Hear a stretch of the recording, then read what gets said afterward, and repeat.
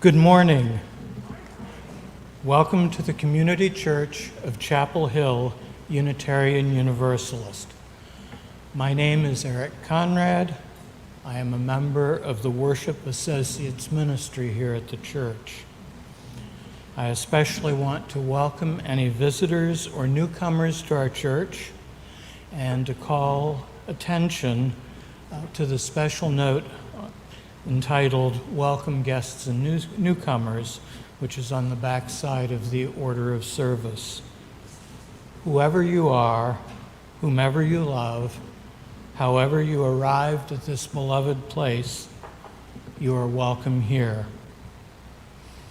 I would also like to welcome those of you who are attending online and to note that the hymn lyrics and all of the elements and text of the service will be displayed on the live stream screen.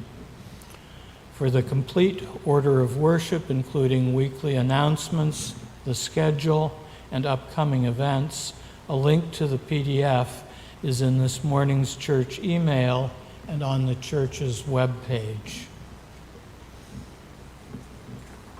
I do want to mention a few things. We are masking inside on Sunday morning as a way of striving to be an inclusive community. All outdoor spaces are now mask optional. Our Sunday social is hosted by Rachel Rose and the Welcoming Ministry. The in-person Sunday social is held immediately after the service in the cast courtyard, and the online Sunday small group social is at 1 p.m. The Zoom link is in the weekly announcements and in the Sunday morning email. Our minister is the Reverend Tom Belote. Today, preaching this morning is the Reverend Alison Eskildsen. If you haven't already done so, please turn off or silence any cell phones during our service to maintain a worshipful experience.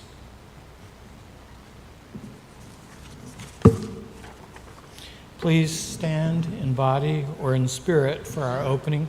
Whoops. Yes, sorry.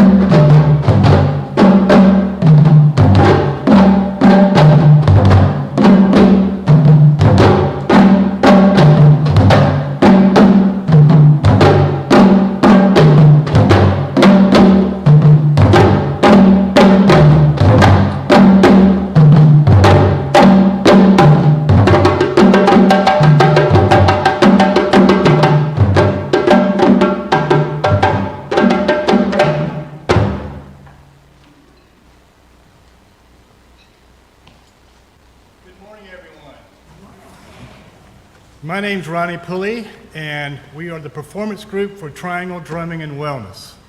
We're very happy to be here with y'all today.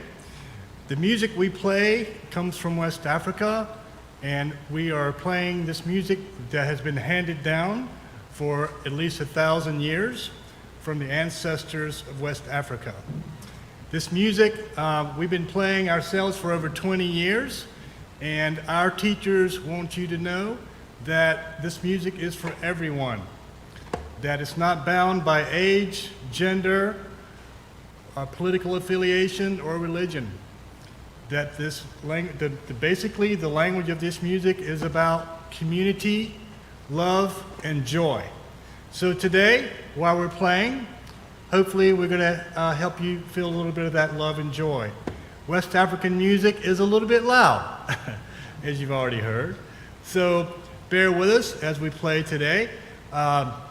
This music that we're about to play now, it comes from Guinea, West Africa, and Pam is going to tell us a little bit more about the music, where it comes from, and why it's played. Oops, that last time. The next rhythm is called Moribiasa, and it's a rhythm for women.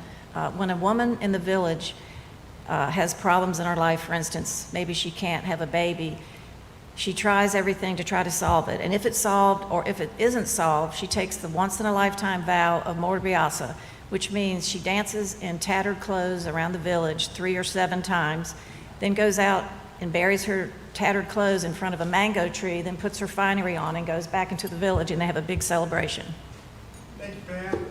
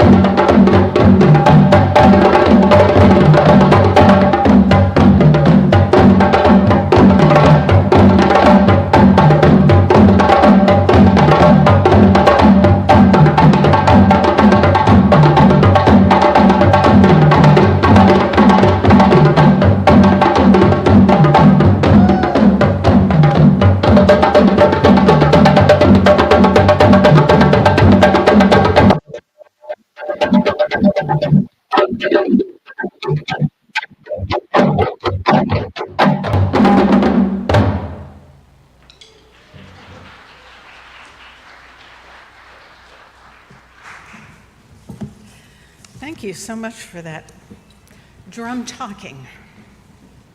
Good morning. I imagine you're awake now. This past week, many of us observed Thanksgiving with a big meal. Food abundance is often what we associate Thanksgiving with, But in actuality, it's really supposed to be about the abundant blessings in our lives. And I hope you were able to take a moment to give thanks for the blessings in your own life.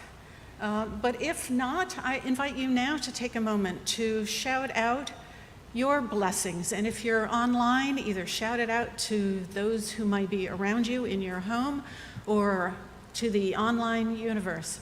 But just shout it out. What are you thankful for? Loud enough so that everyone can hear. Well, life, courage, did I hear? How about this side first? Family, friends, health. How about this side? Compassion. Thank you. You know, with masks on, it gets a little muffled. And my ears. Anyway, there is much for us to be thankful for, and I am thankful for you being here this morning, despite the rain and despite maybe having hosted family and friends this past week. Despite all of our thankfulness and our blessings, we do have to acknowledge that there is much in the world that saddens us. The stresses in our own lives, the disappointments we may experience, and the violence that we witness, particularly the gun violence that we witness in this country, and that has made places like Club Q in Colorado Springs a ruined sanctuary in many ways. This is a sanctuary similar to Club Q, although I hope we do not ever experience the violence that they experienced. But we are a welcoming place where no matter whom you love, what you believe about the divine, what your origin story is, you are welcome here, and we hope you feel welcome. One of the things that I'm grateful for is Unitarian Universalism, and I'm grateful for the fact that our tradition allows us to draw from many sources, that we know that wisdom can be found in many places. And this morning we're going to explore some of the wisdom from African traditional religion, and we're having an all-African service, if you will, with some music as well as the wisdom that we'll be exploring this morning. So, Eric, why don't you lead us in our chalice lighting words as I light. The words for the chalice lighting are found in the order of service. Please join with me in saying them. Let me take off the mask first. We light this chalice for all who preceded us and for those who will follow. We light this chalice for those who will burn a flame for us when we are no longer. This light shines on those who came before, those who will come later, and for us who live in between, linking past and future together. The opening hymn is number 349. Please stand in body or in spirit and join in singing.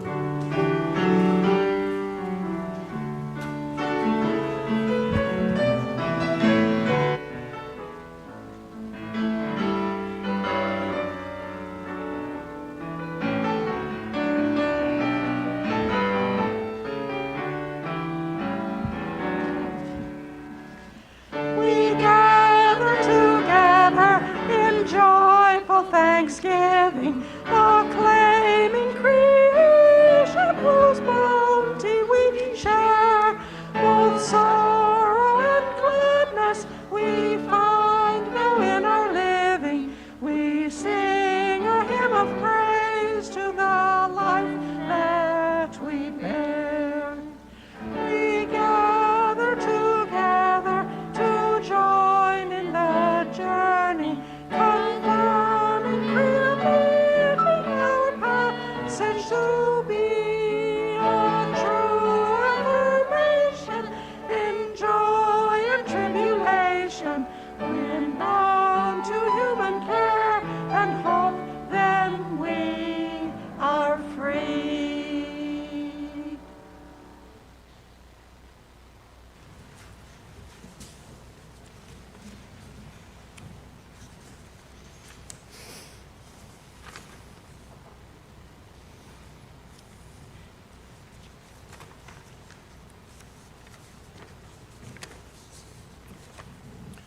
The first reading is a poem entitled Breaths by a Senegalese poet and storyteller, Birago Diop.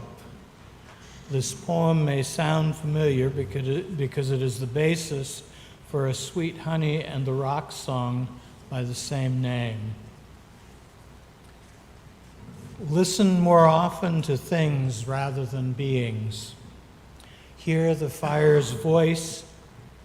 Hear the voice of water. In the wind, hear the sobbing of the trees. It is our forefathers breathing. The dead are not gone forever.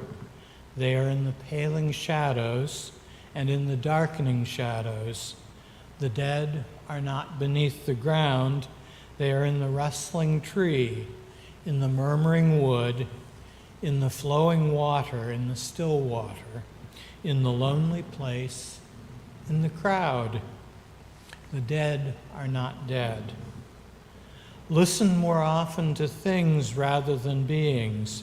Hear the fire's voice. Hear the voice of water. In the wind, hear the sobbing of the trees. It is the breathing of our forefathers, who are not gone, not beneath the ground, not dead. The dead are not gone forever. They are in a woman's breast, a child's crying, a glowing ember. The dead are not beneath the earth. They are in the flickering fire, in the weeping plant, the groaning rock, the wooded place, the home. The dead are not dead. Listen more often to things rather than beings. Hear the fire's voice. Hear the voice of water. In the wind, hear the sobbing of the trees. It is the breath of our forefathers. The second reading is a quote by American author Alice Walker from In These Dissenting Times. To acknowledge our ancestors means that we are aware that we did not make ourselves, that the line stretches all the way back, perhaps to God or to gods. We remember them because it is an easy thing to forget, that we are not the first to suffer, to rebel, to fight, to love, and to die. The grace which we embrace life in spite of the pain, the sorrow, is always a measure of what has gone before.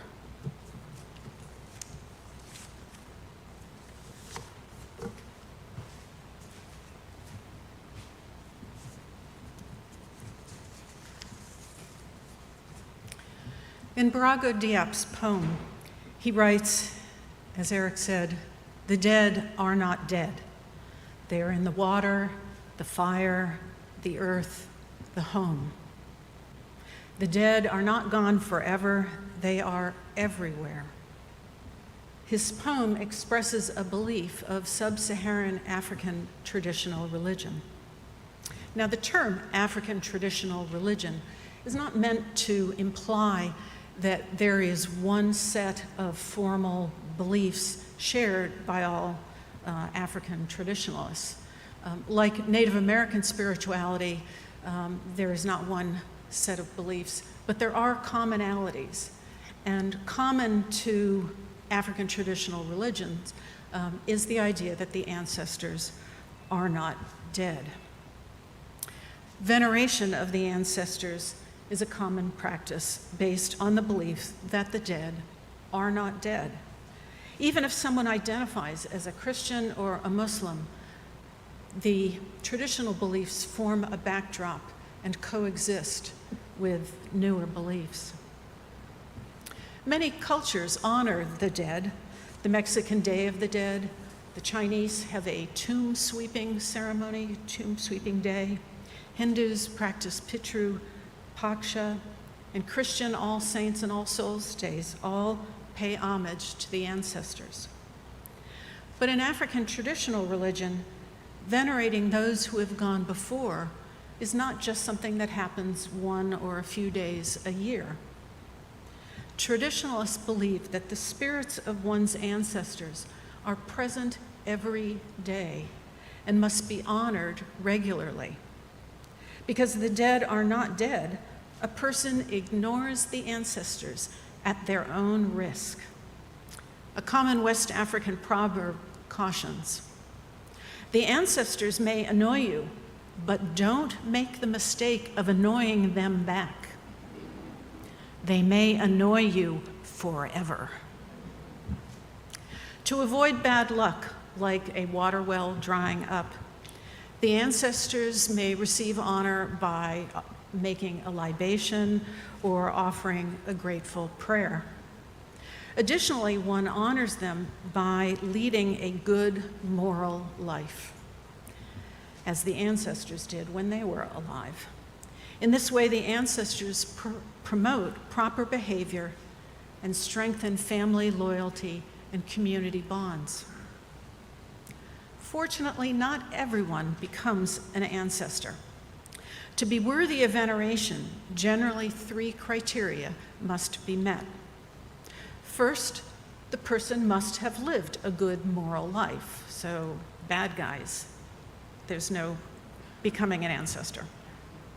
Second, the person must be old enough to have experienced a full life and gained wisdom. A child cannot become an ancestor. Third, the person must have had at least one child, preferably a male, to fulfill the ritual functions of honoring their ancestor kin and to continue the family name.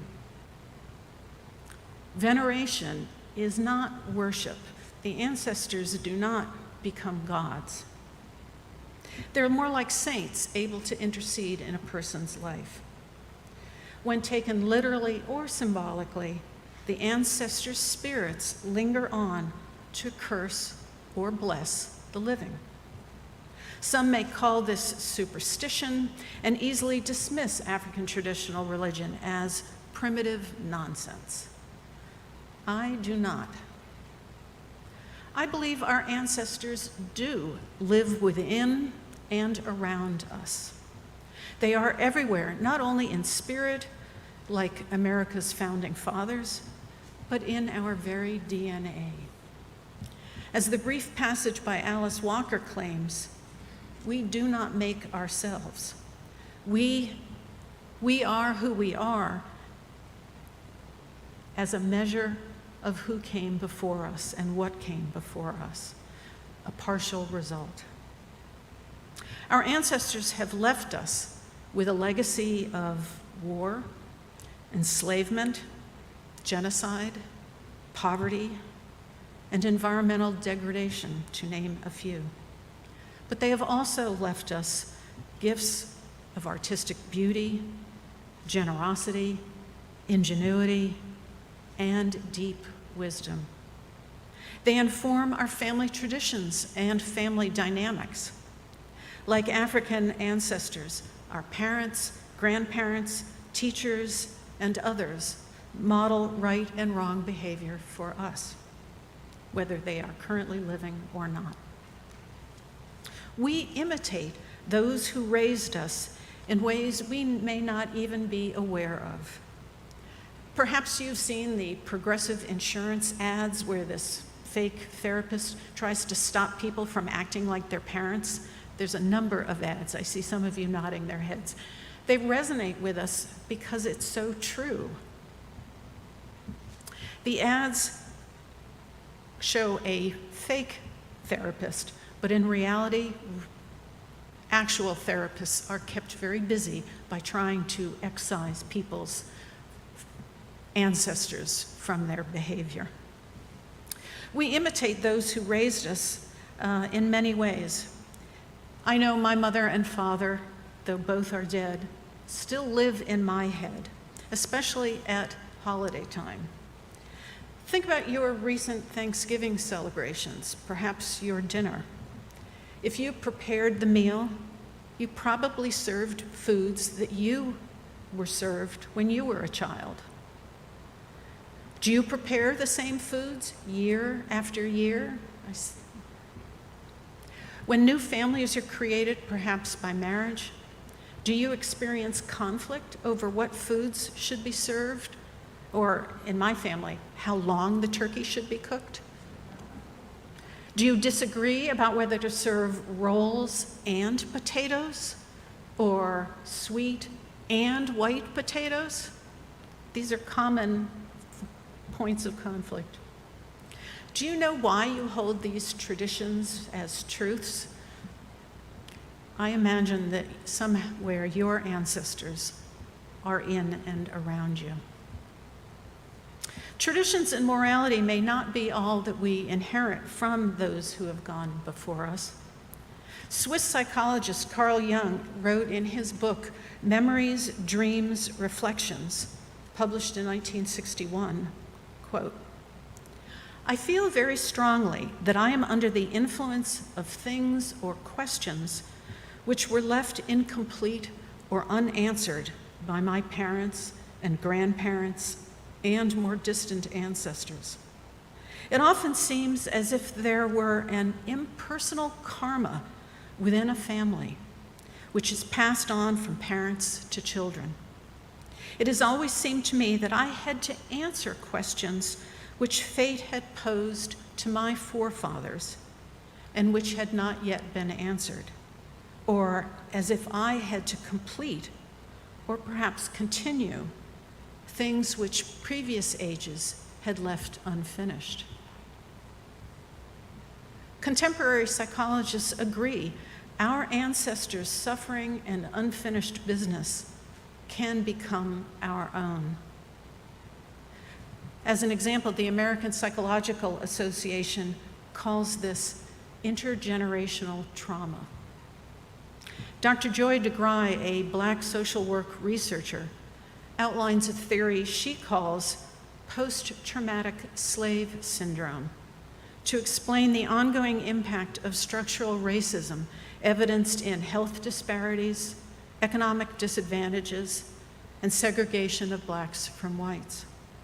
She writes, "Post-traumatic slave syndrome is a theory that explains the etiology of many of the adaptive survival behaviors in African American communities throughout the United States and diaspora. It is a condition that exists as a consequence of multi-generational oppression of Africans and their descendants, resulting from centuries of chattel slavery. A form of slavery which was predicated on the belief that African Americans were inherently, genetically inferior to whites.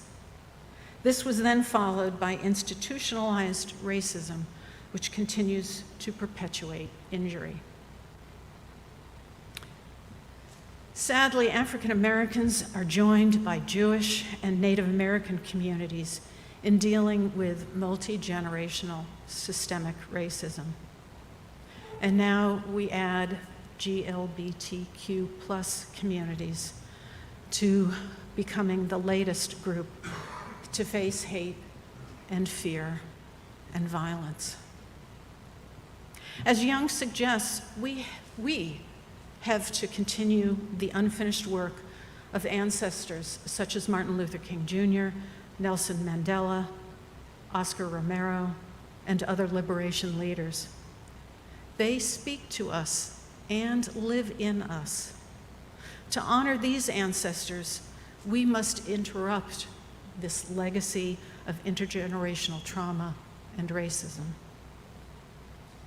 Our Unitarian Universalist seventh principle affirms that we exist in an interdependent web. Our UU principles, along with African traditional religion and modern psychological research, reminds us that our interdependent web does not exclude the dead.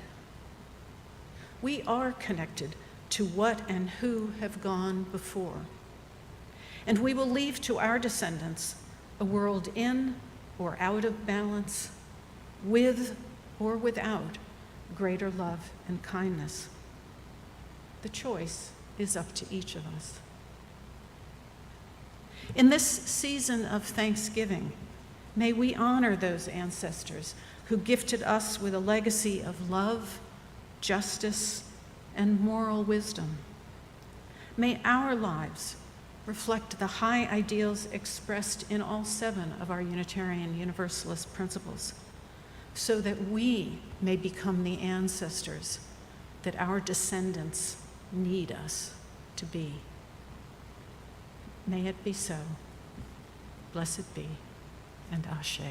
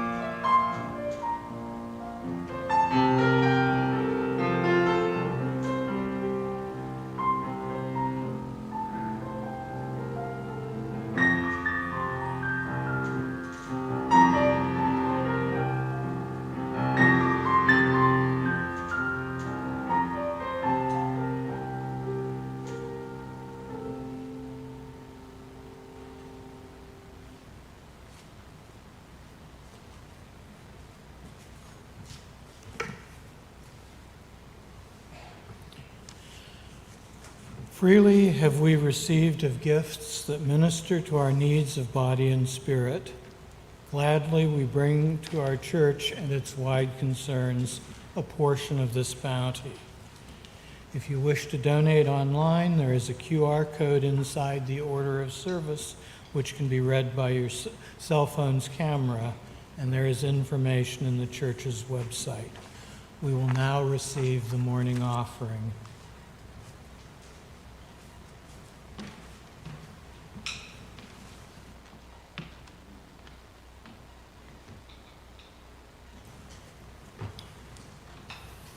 So our next rhythm is called Fanga.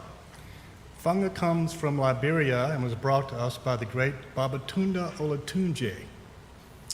And, one of the things I'd like to mention here is that over in the villages of West Africa, this music has been around for over 1,000 years, and these people all come together in community and play and sing and clap together.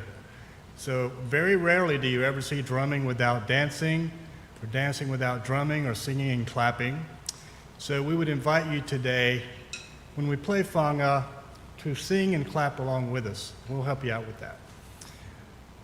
Before I go there, I just wanted to introduce the drums back here. So a lot of people are interested in knowing what the drums are, where they come from.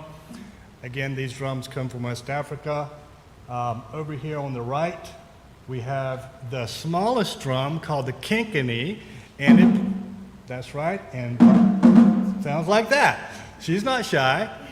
That's Janet Schaefer, and she's playing all the drums. Janet, thank you, Janet. See? Over here in the middle, we have Linda Orovitz, and she plays the dunuba, the big drum. There it is. Thank you very much, Linda. And then back here, we have Kim Kreider, and she's playing the middle drum called the songban. Thank you, Kim. And then over here, Pam Webb is playing the djembe.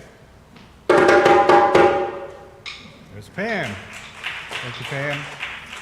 So talking about the ancestors, we're very grateful for the women, because back in the beginning, before men played drums, the women in the villages are what started it all. They were started by clapping and singing, and after a while, the men started watching them and said, wow, let's see if we can put the clapping to the drum, and maybe they'll let us join them. So over time, that's how it all started. But only until recently did the women get the opportunity to, they weren't allowed to drum. And finally the women stood up and said, no, I want to drum too. So then women started drumming, and now drumming is much more popularly played by women than it is men around the country. In fact, we go to this thing called the West African Drum and Dance Camp every year up in the mountains of North Carolina, and usually there's about 65% of the people who attend are women. So there you go. Okay, so this rhythm called funga, it means welcome and peace to you. So it's not on your program. We decided to play this one. It means welcome to peace to you. And the words are funga alafia, ashe, ashe, funga alafia, ashe, ashe. So it's a call and response. I sing funga alafia, ashe, ashe, and then y'all repeat back while they're playing. I think you'll get the hang of it, and we invite you to join in with us and clap if you would like to.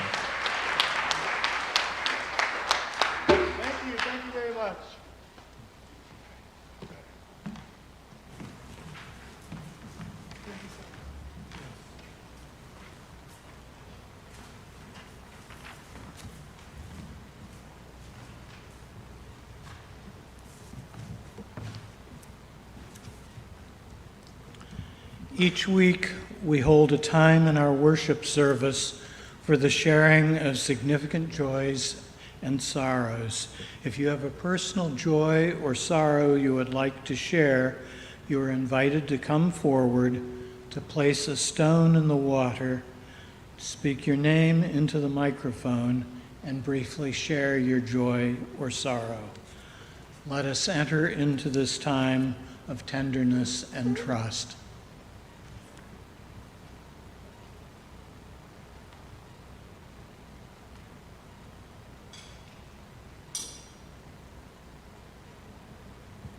My name is Maureen O'Rourke, and this is a wonderful joy.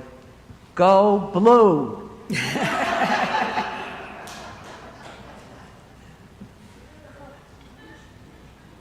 Yeah, which blue? Good morning. My name is Kate Shipman. And last weekend, I had the honor and the privilege of participating in the church's musical performance of As You Like It. And it was a blast, and it went really, really well. And I just wanted to give the deepest thanks to our director, Glenn Murbach, and Alison managed costumes. And it was a blast, and I am so thankful to be part of such an artistically involved community. Amen.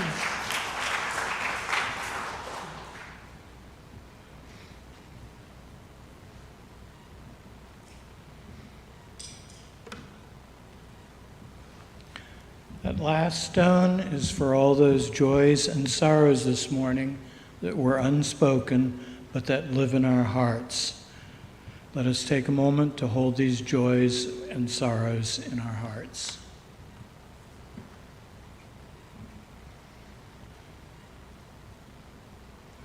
Before I lead us in a prayer or meditation, I invite you to take out your teal hymnals and turn to 10,001 and just let it rest in your lap in readiness for our singing.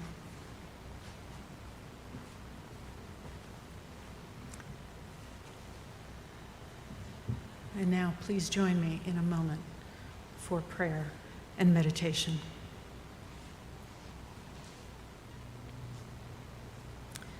Spirit of life and love, God of many names, source of all that is good,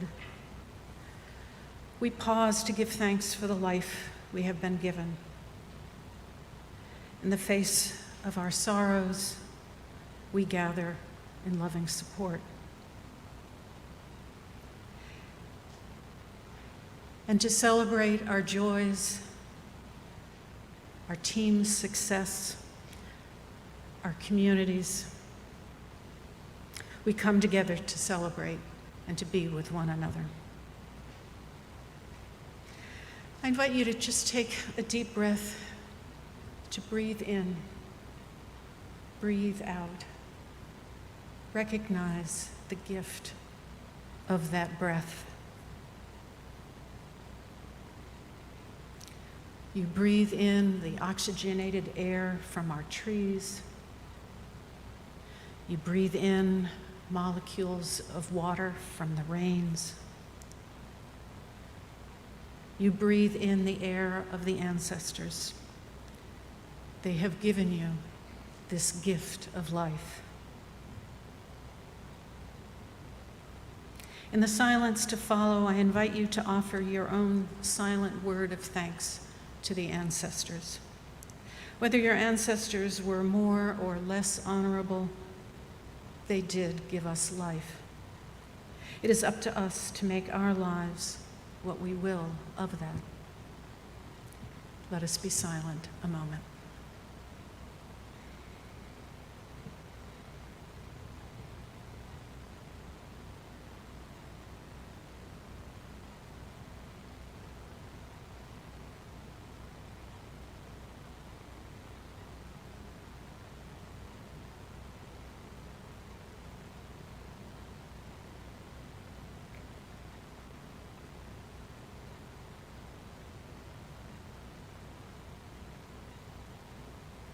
Amen. Please remain seated while we sing our hymn 10,001. Unitarian Universalist Dr. Issei Maria Barnwell, who was also a former member of Sweet Honey in the Rock, put Brago's Diop's words to the song that we will sing for our meditation.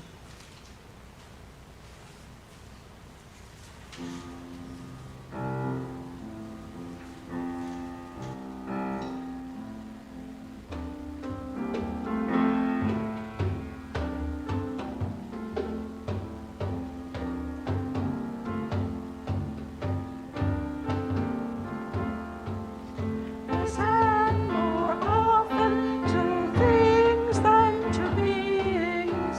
Listen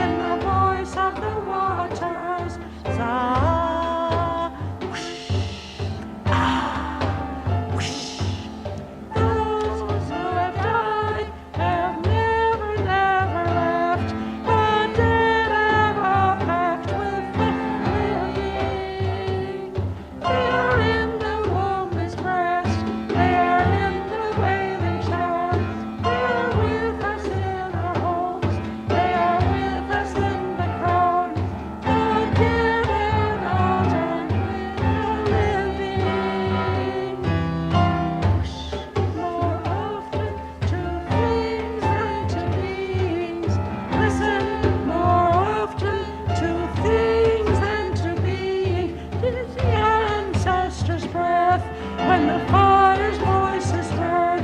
'Tis the ancestors' breath in the voice of the waters. Whoosh. Turn the page.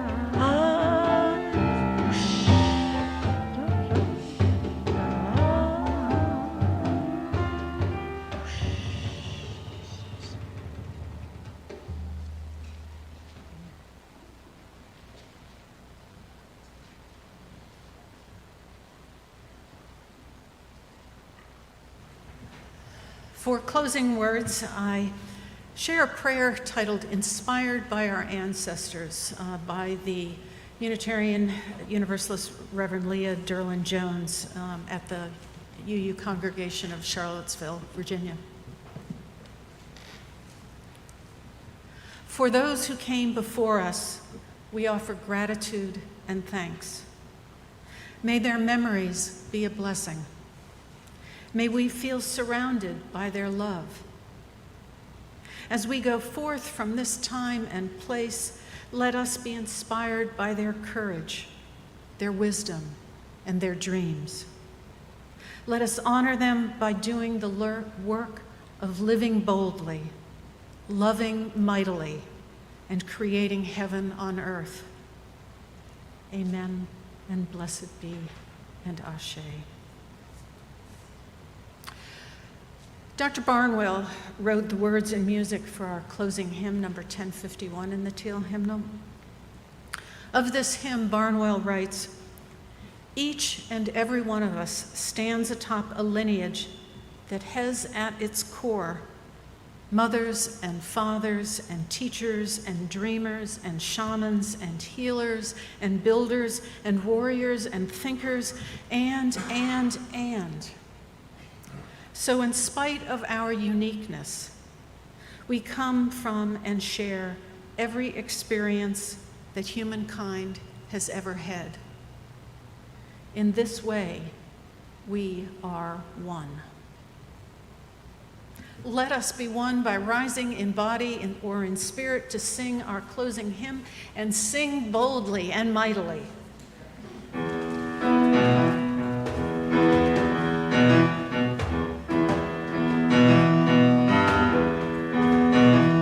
For each star that's born, a morning star rises and sings to the universe who we are.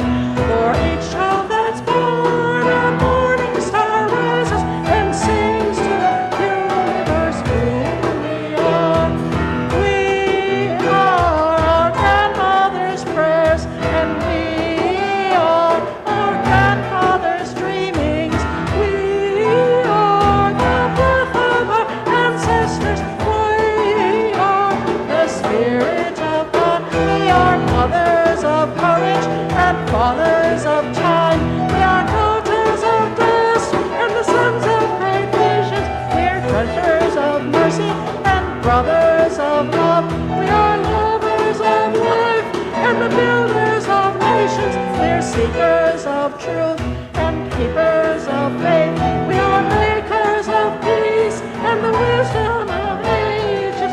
We are our grandmother's prayers, and we are our grandfather's dreamings.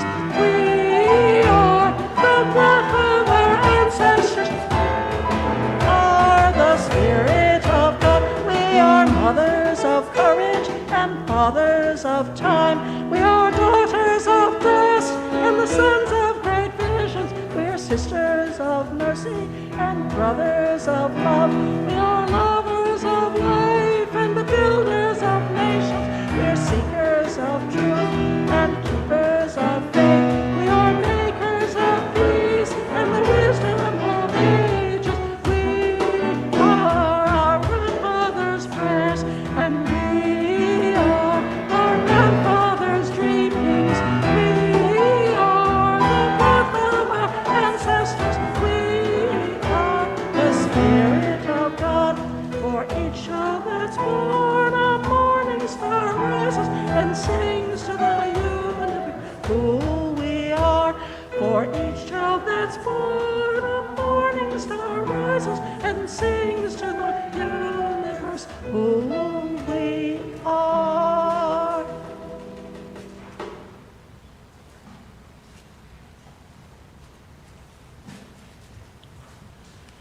take a moment to thank the musicians this morning.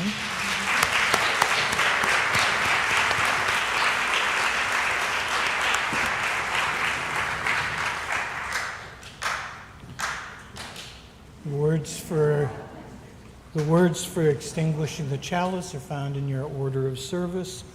They're the usual words. Please join with me in saying them. We extinguish this flame, but not the light of truth, the warmth of community, or the fire of commitment. These we carry in our hearts until we are together again. Keeping with COVID protocols, if you prefer not to hold hands during the singing of Shalom, cross your hands over your chest. If you wish to hold hands, you can hold your hands out on either side. Please join in singing Shalom. The words are in the order of service.